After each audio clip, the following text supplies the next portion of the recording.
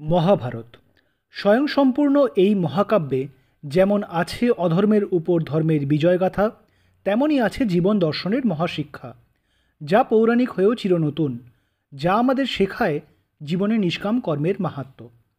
মহর্ষি বেদব্যাস দ্বারা রচিত এই মহাকাব্যের কিছু জানা অজানা কাহিনী শ্রোতাদের সামনে তুলে ধরাই হলো আমাদের এই ছোট্ট প্রচেষ্টার উদ্দেশ্য। আগের পর্ব অর্জুনের আত্মপ্রকাশে যা শুনেছেন তা একবার ছোট্ট করে মনে করিয়ে দিই। মহারাজ বিরাটের অনুপস্থিতিতে নগরীর হৃত গোধন উদ্ধার করতে কুরু সৈন্যের বিরুদ্ধে যাত্রা করলেন কুমার উত্তর। তাঁর রথে সারথি হলেন বৃহন্নলা। কিন্তু মহাসমুদ্রের ন্যায় বিশাল কুরু সৈন্য দেখে উত্তর ভয়ার্ত হয়ে পলায়ন করলেন। তাকে ধরে ফেললেন বৃহন্নলা। নিজের প্রকৃত পরিচয় উত্তরকে দিলেন তিনি ও নিজে কুরু সৈন্যের সাথে যুদ্ধ করলেন। মহাপরাক্রমী ভীষ্ম, দ্রোণ, কর্ণকে পরাস্ত করলেন অর্জুন। দুর্যোধন পরাস্ত হয়ে হস্তিনাপুর ফিরে গেলেন। তারপর কি হলো?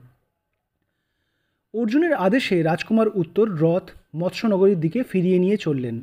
অর্জুন দেখলেন বহু কুরু সৈন্য তাঁর সাথে যুদ্ধে পরাস্ত হয়ে ভয়ভীত অবস্থায় বনমধ্যে লুকিয়ে আছে। এখন ক্ষুধা তৃষ্ণায় কাতর হয়ে তারা বেরিয়ে এলো আর করজোড়ে নিবেদন করল, হে রাজকুমার অর্জুন, আমরা যুদ্ধে পরাস্ত হয়েছি। ক্ষুধা তৃষ্ণায় আমরা বিশেষভাবে কাতর, আমাদের কৃপা করে বন্দি করবেন না। না সৈন্যগণ, তোমাদের সাথে আমার কোনোই বৈরিতা নেই। তোমরা ক্লান্ত, যাও স্বরাজ্যে ফিরে যাও, মঙ্গল হোক তোমাদের। এই বলে অর্জুন সেখান থেকে প্রস্থান করলেন।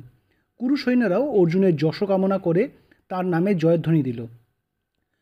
অর্জুন এবার উত্তরকে বললেন, শোনো কুমার, তুমি রাজধানীতে ফিরে গিয়ে বলো যে তুমি এই কুরুসেনাকে পরাস্ত করে মৎস্য রাজ্যের বিশাল গোধন উদ্ধার করেছ। আমি কেবল তোমার সারথি হয়ে রথ চালনা করেছি। আমার প্রকৃত পরিচয় এখনই তোমার পিতাকে জানানোর কোনোই প্রয়োজন নেই। করজোড়ে উত্তর বললেন, হে মহাবাহু, আপনার আদেশ শিরোধার্য। যে কর্ম স্বয়ং আপনি সম্পাদন করেছেন সেই কর্মের সুফলের উপর আমার কোনোই অধিকার নেই। তথাপি আপনি যখন এই আদেশ করেছেন আমি তাই পালন করব। আপনার প্রকৃত পরিচয় আমি গোপন রাখব।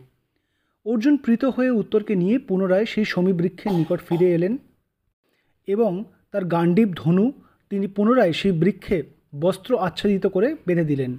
পুনরায় পাণ্ডবদের সকল অস্ত্র লোকচক্ষুর অন্তরালে চলে গেল। অর্জুন পুনরায় বৃহন্নলার বেশ ধারণ করলেন। কিয়ৎক্ষণ বিশ্রাম করে নিজের সারথি আসনে বসে উত্তরকে রথে আরোহণ করতে বললেন। তারপর সেই রথ তিনি মৎস্য রাজ্যের দিকে চালনা করলেন। ইতিমধ্যে রাজা বিরাট ত্রিগর্ত বিজয় সমাধা করে রাজধানীতে ফিরে এসেছেন। কিন্তু তার অবর্তমানে কনিষ্ঠ কুমার উত্তর একাকী কুরুবীরদের বিপক্ষে যুদ্ধযাত্রা করেছেন জেনে তার মাথায় বজ্রাঘাত হলো। কাতর হয়ে বলতে লাগলেন তিনি, হায় হায় পুত্র উত্তর, তুমি এ কী করলে? চপলমতি তুমি এ কী অনর্থ ঘটিয়ে বসলে? কুরু সৈন্যের পুরোভাগে ভীষ্ম, দ্রোণ, দুর্যোধন, কর্ণ প্রমুখ মহাবীররা থাকেন। তাদের একজনের বিরুদ্ধেও তুমি জয়ী হতে পারবে না। আর এক নপুংসককে নিজের সারথি নির্বাচন করেছো তুমি। হায় হায়, এই বয়সে নিজের কনিষ্ঠ পুত্রের মৃত্যু শোক সহ্য করতে হবে আমাকে। কিন্তু সহসা নগরীতে প্রজাদের মধ্যে উচ্ছ্বাস ও কোলাহল শুনে মহারাজ বিরাট হতবুদ্ধির ন্যায় নিজের কক্ষ থেকে বেরিয়ে এলেন। গোপালকগণ রাজকুমার উত্তরের দূত হিসেবে এসেছে। তারা উৎফুল্ল চিত্তে রাজধানীতে ফিরে এসে মহারাজকে নিবেদন করল, মহারাজ আপনার জয় হোক, জয় হোক কুমার উত্তরের। তিনি একাই সিংহ বিক্রমে যুদ্ধ করে সমগ্র কুরু সৈন্যকে পরাস্ত করেছেন। এমনকি তাঁর বিজয়ের প্রমাণ হিসাবে তিনি সকল কুরুবীরদের বস্ত্রখণ্ডও সাথে করে নিয়ে আসছেন। ক্লান্ত শরীরে তিনি এখন বিশ্রাম করছেন। সায়াহ্নের পূর্বেই তিনি এখানে এসে উপস্থিত হবেন। কি বললে দূতগণ? আবার বলো। আমার পুত্র উত্তর কুরুসেনাদের জয় করেছে? এ তো নিদারুণ খুশির খবর। উৎফুল্ল হয়ে উঠলেন মহারাজ। মহামন্ত্রীকে ডেকে রাজ্যে উৎসবের আয়োজনের আদেশ দিলেন মহারাজ বিরাট। পুত্রের সাফল্যে তার গর্বের আর অন্ত রইল না। সমগ্র রাজ্যে মহোৎসব এর আয়োজনে সম্পূর্ণ করে মহারাজ কঙ্ককে ডেকে বললেন, আসুন কঙ্ক, আজ আমার পুত্র একাকী কুরু বীরদের পরাস্ত করে নগরীতে প্রত্যাবর্তন করছে। তার এই জয়ী হওয়ার আনন্দ আমরা আজ দূত ক্রীড়ার মাধ্যমে উদযাপন করব। আসুন খেলা শুরু করি। মহারাজ শাস্ত্রে বলে হৃষ্টচিত্তে দূত ক্রীড়া করতে নেই। দূত ক্রীড়ায় বহু দোষ আছে, তা বর্জন করাই ভালো, বললেন কঙ্ক। আপনি তো জানেন সম্রাট যুধিষ্ঠির হৃষ্টচিত্তে দূত ক্রীড়া করতে গিয়ে নিজের সম্পদ তথা আপনজনকেও পণ হিসেবে রেখে হেরে গিয়েছিলেন। তার মহা পাপ হয়েছিল। তবে আপনি যদি নিতান্ত ইচ্ছা করেন তাহলে আমি ক্রীড়ায় ইচ্ছুক।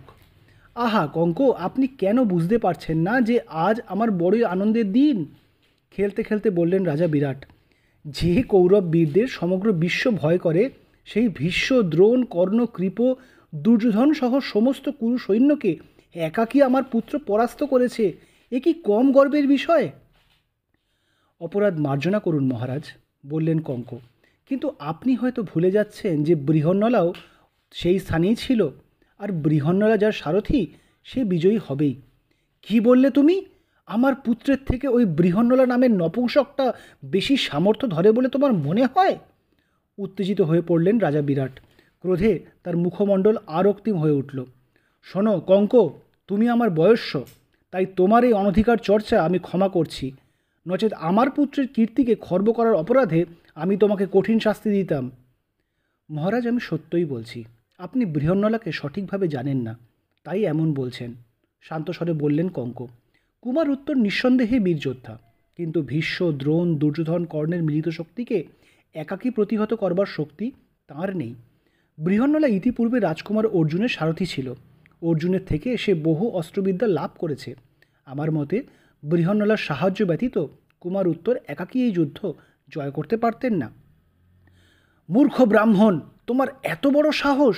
বারংবার তুমি আমার পুত্র তথা আমাকে অপমান করছো। ক্রোধে হিতাহিত জ্ঞান ভুলে গিয়ে বিরাট সেই পাশা তুলে নিয়ে সজোরে কঙ্ককে আঘাত করলেন। কঙ্করূপী যুধিষ্ঠিরের নাক থেকে রক্ত নির্গত হলো। দ্রৌপদী সেখানেই ছিলেন। তৎক্ষণাৎ নিজের ক্রোধ প্রশমিত করে তিনি কঙ্কের দিকে একটি জলপূর্ণ স্বর্ণপাত্র ধরলেন। যুধিষ্ঠিরের রক্ত ভূমিতে পতিত হতে পারল না। রাজা বিরাট আরও কিছু অনর্থ ঘটানোর আগেই দ্বারপাল এসে সংবাদ দিল যে রাজকুমার উত্তর নগরীতে ফিরে এসেছেন। মহারাজ দ্রুত ক্রীড়া আসন থেকে উঠে গিয়ে নিজের সিংহাসনে আসীন হলেন। দ্বারপাল কঙ্কের নাসিকা থেকে রক্তপাত ঘটছে দেখে তা দেখতে পেল, তাই তৎক্ষণাৎ যুধিষ্ঠির তাকে ডেকে বললেন, শোনো দ্বারপাল, তুমি কেবল কুমারকেই এই কক্ষে নিয়ে এসো, বৃহন্নলা যেন এখন এখানে না আসে। কঙ্কের আদেশে কেবল উত্তরকেই নিয়ে আসতে দ্বারপাল বেরিয়ে গেল। অর্জুন প্রতিজ্ঞাবদ্ধ ছিলেন যে যার বা যাদের কারণে যুধিষ্ঠিরের রক্ত ভূমিতে পতিত হবে, তিনি তাদের জীবন্ত অবস্থায় নরক দর্শন করাবেন। তাই যাতে অর্জুন রাজা বিরাটের অপরাধ জানতে না পারেন, সেই চিন্তা করে যুধিষ্ঠির অর্জুনকে সভাকক্ষে না আসার আদেশ দিলেন। রাজকুমার উত্তর এসে পিতাকে প্রণাম করে সহসা দেখতে পেলেন যে কঙ্ক এক প্রান্তে ভূমিতে বসে আছেন। তার নাসিকা রক্তাক্ত, শৈরিন্দ্রী তার সেবা করছেন। উত্তর তাকে জিজ্ঞাসা করলেন, ব্রাহ্মণদেব, আপনার এই দশা কে করেছে? শীঘ্র বলুন, আমি সেই অপরাধীকে দণ্ড দেব। আমি ওকে প্রহার করেছি পুত্র, বললেন মহারাজ। ও আমার সামনে তোমার যশকে খাটো করে ওই বৃহন্নলা নপুংসকটার প্রশংসা করছিল। ওর দুঃসাহসের আরও কঠিন দণ্ড হতো, আমি নিতান্ত সাধারণ দণ্ডই দিয়েছি ওকে। এ কী অন্যায় করেছেন আপনি পিতা? বিস্মিত উত্তর বলে ওঠেন, ইনি ব্রাহ্মণ, তার অঙ্গে প্রহার করা আপনার উচিত হয়নি। ব্রহ্ম শাপে ইনি আমাদের দগ্ধ করতে পারেন, আপনার এর কাছে ক্ষমা প্রার্থনা করা উচিত। পুত্রের কথায় নিজের ভুল বুঝতে পারলেন বিরাট। কঙ্কের কাছে ক্ষমা চাইলেন তিনি। যুধিষ্ঠির বললেন, আমার হৃদয়ে কোনোই বৈরিতা নেই মহারাজ, আমি আপনাকে বহু পূর্বেই ক্ষমা করেছি। বরং আমার রক্ত যদি ভূমিতে পতিত হতো, তাহলেই আপনার সমূহ বিপদ উপস্থিত হতো। ততক্ষণে যুধিষ্ঠিরের নাসিকা থেকে রক্তপাত বন্ধ হয়ে গিয়েছে। তিনি নিজেকে পরিচ্ছন্ন করে এবার বৃহন্নলাকে প্রবেশ করতে দেওয়ার অনুমতি দিলেন। অর্জুন এসে বিরাট ও যুধিষ্ঠিরকে প্রণাম করে ঋজু দেহে দণ্ডায়মান হলে তাকে শুনিয়ে বিরাট নিজের পুত্রকে বলতে লাগলেন, বৎস, তোমার তুল্য বীর হয় না। স্বয়ং পাণ্ডবেরাও যাদের বিরুদ্ধে যুদ্ধ করতে দ্বিতীয়বার ভাববেন, সেই কালাগ্নি স্বরূপ ভীষ্ম, দ্রোণ, কর্ণ, দুর্যোধনকে তুমি একাকী পরাস্ত করে এসেছ। আজ আমার গর্বের অন্ত নেই। না মহারাজ, আমি কিছুই করিনি, শান্ত স্বরে বললেন উত্তর। আপনি বৃথাই গর্ব করছেন। কুরু সৈন্যকে পরাস্ত করা তো দূরস্থ, তাদের দেখে আমার হৃদকম্প উপস্থিত হয়েছিল। এ কী বলছো পুত্র? বিস্মিত মহারাজ বিরাট বললেন, তাহলে সেই মহাসমুদ্রের ন্যায় সেনাকে কে পরাস্ত করলেন? মহারাজ, আমি যখন পলায়ন করছিলাম তখন এক দৈবী পুরুষ আমার পথ রোধ করে দাঁড়ালেন। তিনি আমার রথে আরোহণ করে কুরুবীরদের পরাস্ত করেছেন, আর এই দেখুন তাদের অঙ্গবস্ত্র আমাকে প্রদান করেছেন, বললেন উত্তর। তাহলে সেই পুরুষ এখানে কেন এলেন না পুত্র? জিজ্ঞাসা করলেন মহারাজ। আসবেন মহারাজ, তিনি আমাকে প্রতিশ্রুতি দিয়েছেন যে তিনি অবশ্যই আমাদের নগরীতে আসবেন, বললেন উত্তর। কিন্তু আজ নয়, হয়তো আরও কদিন পর তার আগমন ঘটবে। এই বলে উত্তর বৃহন্নলাকে সাথে নিয়ে সভাগৃহ থেকে বেরিয়ে এলেন। বৃহন্নলা তার প্রতিশ্রুতি মতো কুমারী উত্তরাকে কুরু বীরগণের অঙ্গবস্ত্র উপঢৌকন স্বরূপ প্রদান করলেন। তারপর উত্তরকে ডেকে বললেন, শোনো কুমার, তুমি তো আমার প্রকৃত পরিচয় জানো, কিন্তু এই জানো কি যে আমার জ্যেষ্ঠ কনিষ্ঠ ভ্রাতাগণ এবং সম্রাজ্ঞী দ্রৌপদী তোমাদের রাজ্যেই এতকাল যাবৎ নিবাস করেছেন? এ কি অদ্ভুত বাক্য বললেন আপনি সব্যসাচী? বিস্মিত উত্তর প্রশ্ন করলেন। সম্রাট যুধিষ্ঠির সহ আপনারা সকল পাণ্ডব 1 বৎসর আমাদের রাজ্যে নিবাস করলেন, আর আমরা জানতেও পারিনি? দেবী দ্রৌপদীকেও আমরা চিনতে পারিনি? কৃপা করে বলুন হে মহাবীর, তারা কোন ছদ্মবেশে আছেন? নিশ্চয়ই রাজকুমার, তোমার এই তথ্য জানার অধিকার আছে, হাস্যমুখে বললেন অর্জুন। তাছাড়া আমাদের অজ্ঞাতবাস সমাপ্ত হয়েছে, তাই এবার আমরা সকলেই নিজেদের স্বরূপে প্রত্যাবর্তন করব। তোমার পিতার সভাসদ কঙ্ক, তিনিই সম্রাট যুধিষ্ঠির। রাজ পাকশালার প্রধান পাচক মল্লবীর বল্লভ, তিনিই বৃকধর ভীমসেন। তোমাদের অশ্বশালার প্রধান গ্রন্থিক, তিনিই কুমার নকুল। আর যে গোধন তুমি জয় করে আনলে, সেই গোশালার অধ্যক্ষ তন্তিপালই হলেন আমাদের কনিষ্ঠ ভ্রাতা সহদেব। আশ্চর্য! হতবাক উত্তর বললেন। আর সম্রাজ্ঞী, তিনি কোথায়? শৈরিন্দ্রীকে তো তুমি চেনোই, বললেন অর্জুন। তোমার মাতা রানী সুদেষ্ণার পরিচারিকা শৈরিন্দ্রী মালিনী হলেন সম্রাজ্ঞী দ্রৌপদী। ধিক আমাদের হে মহাবীর! লজ্জায় অধঃপতন হয়ে গেলেন উত্তর।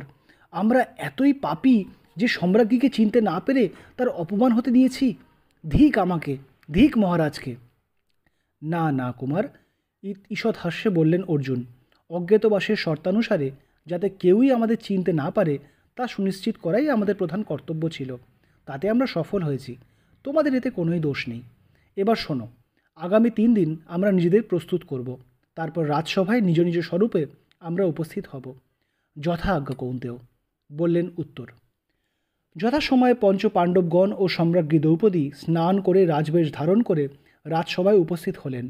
পুরোভাগে যুধিষ্ঠিরকে দেখে তাকে চিনতে পারলেন না বিরাট। বললেন, এ কি বেশ ধারণ করেছো তুমি কঙ্ক? ব্রাহ্মণ হয়ে সহসা ক্ষত্রিয়ের ন্যায় বেশ ধারণ করার কি কারণ? আর বল্লভ, বৃহন্নলা, গ্রন্থিক, তোমরাও এরূপ হাস্যকরভাবে দাঁড়িয়ে আছো কেন? মালিনী, তুমিও এরূপ উত্তম বস্ত্র কোথায় পেলে? এ কোন নব্য ছলের অবতারণা করলে তোমরা? মহারাজ, এনারা কোনো ছল করছেন না, বললেন রাজকুমার উত্তর। এরা পঞ্চ পাণ্ডব আপনার রাজ্যে এত যাবৎ ছদ্মবেশে নিবাস করছিলেন। এই বলে উত্তর সকলের প্রকৃত পরিচয় রাজা বিরাটকে জানালেন। মহারাজ বিরাট বিস্ময়ে অভিভূত হয়ে গেলেন। রাজ সিংহাসন থেকে নেমে এলেন তিনি। সম্রাট যুধিষ্ঠিরের সম্মুখে ভূমিতে বসে পড়ে বললেন, সম্রাট মার্জনা করুন, আমি আপনাকে চিনতে পারিনি। অনেক অপমান করেছি আপনাদের, সম্রাজ্ঞীকেও আমি চিনতে পারিনি। কিন্তু যাক, সেসব কথা যাক, আমি নিজের ভুল বুঝতে পেরেছি। মহারাজ, আপনি কৃপা করে গাত্রোত্থান করুন, বললেন যুধিষ্ঠির। আপনার রাজ্যে সুখেই আমরা দিনাতিপাত করেছি, আপনি ক্ষমাপ্রার্থী কেন হচ্ছেন? সম্রাট, আমি আপনার প্রিয় কার্য করতে চাই। সব্যসাচীর সাথে আমি আমার কন্যা উত্তরার বিবাহ দিতে চাই, আপনি সম্মতি দিন, করজোড়ে বললেন বিরাট। না মহারাজ, হাস্যমুখে বললেন অর্জুন। উত্তরা আমার শিষ্যা, আমার কন্যা তুল্যা, আমি তার প্রাণী গ্রহণ করতে পারবো না। তবে হ্যাঁ, আপনাকেও আমি বিমুখ করব না। আমার পুত্রবধূ রূপে উত্তরাকে আমি ইন্দ্রপ্রস্থে নিয়ে যাব। আমার পুত্র অভিমন্যু, সে মহাবীর। নিজের 2 মাতুল শ্রী বলরাম ও শ্রীকৃষ্ণের কাছে সে অস্ত্রবিদ্যা লাভ করেছে। অভিমন্যুই আপনার জামাতা হওয়ার যোগ্য। উত্তম, অতি উত্তম! মহারাজ বিরাটের আনন্দের সীমা রইল না। আমার কন্যা অর্জুন পুত্র অভিমন্যু স্ত্রী হবে, এ যে আমার কত বড় সৌভাগ্য তা আমি বলে বোঝাতে পারছি না। সম্রাট, আপনার অনুমতি প্রার্থনা করি। এই বলে বিরাট যুধিষ্ঠিরের দিকে করজোড়ে দাঁড়ালেন। মহারাজ, এ অতি উত্তম সম্বন্ধ হবে, হাস্যমুখে বললেন যুধিষ্ঠির। অভিমন্যু শৌর্যে তার পিতার নেই মহাবাহু। আমার এই ভ্রাতুষ্পুত্র আপনার সুযোগ্য জামাতা হবে। আমরাও উত্তরাকে পুত্রবধূ রূপে লাভ করে ধন্য হব। অর্জুন, তাহলে এবার দ্বারকাতে বাসুদেবের নিকট সংবাদ প্রেরণ করো অনুজ। দেবী সুভদ্রাও আর অভিমন্যুকে নিয়ে যেন তিনি সত্বর মৎস্যনগরীতে আসেন, তার ব্যবস্থা আমাদের করা উচিত। অবশ্য সম্রাট, বললেন উত্তর। আমি স্বয়ং দ্বারকায় গিয়ে এই সংবাদ শ্রীকৃষ্ণকে জানাবো, তাদের আমন্ত্রণ করে নিয়ে আসব। যথাসময় দ্বারকা থেকে বহুমূল্য উপঢৌকন ও সৈন্য নিয়ে মৎস্যনগরীতে এলেন বাসুদেব শ্রীকৃষ্ণ। তার সাথে এলেন দেবী সুভদ্রা ও কুমার অভিমন্যু। পাণ্ডবদের অজ্ঞাতবাসের অন্ত হয়েছে সংবাদ পেয়ে পাঞ্চাল নগরী থেকে এলেন স্বয়ং মহারাজ দ্রুপদ, যুবরাজ ধৃষ্টদ্যুম্ন, দ্রৌপদীর পঞ্চপুত্র এবং শিখণ্ডী। স্বয়ং বাসুদেব কৃষ্ণের তত্ত্বাবধানে অভিমন্যু ও উত্তরার শুভ পরিণয় সম্পন্ন হলো। কৃষ্ণ তাদের আশীর্বাদ করে বললেন, তোমাদের এই বিবাহ সমগ্র আর্যাবর্ত তথা ভারত ভূখণ্ডের এক নতুন ভবিষ্যতের দিশা দেখাবে। মঙ্গল হোক তোমাদের। জামাতাকে বহুমূল্য উপঢৌকন দিলেন মহারাজ বিরাট। মহারাজ দ্রুপদও নবদম্পতিকে অনেক উপহার সামগ্রী দিলেন। অভিমন্যু এবং উত্তরার বিবাহ সমাধা হয়ে গেলে পরদিন শ্রীকৃষ্ণকে মধ্যস্থলে রেখে পাণ্ডবগণ, মহারাজ দ্রুপদ, মহারাজ বিরাট সহ সকল রাজপুরুষেরা এবার মন্ত্রণায় বসলেন। পাণ্ডবদের প্রতি হওয়া অন্যায়ের প্রতিকারের পথ নির্ণয় করতে হবে। কৃষ্ণ কী উপায় বলবেন? এদিকে হস্তিনাপুরেও এই মহাবিবাহের সংবাদ পৌঁছেছে। দুর্যোধন আরও বেশি ঈর্ষান্বিত হয়ে উঠলেন। তিনি এবার কি করবেন? আজ এইখানেই শেষ করছি। আগামী পর্বে মহাকাব্য মহাভারতের আরও কিছু কাহিনী নিয়ে আবার আমরা আপনাদের কাছে আসব। ভালো লাগলে জানাতে ভুলবেন না। ধন্যবাদ।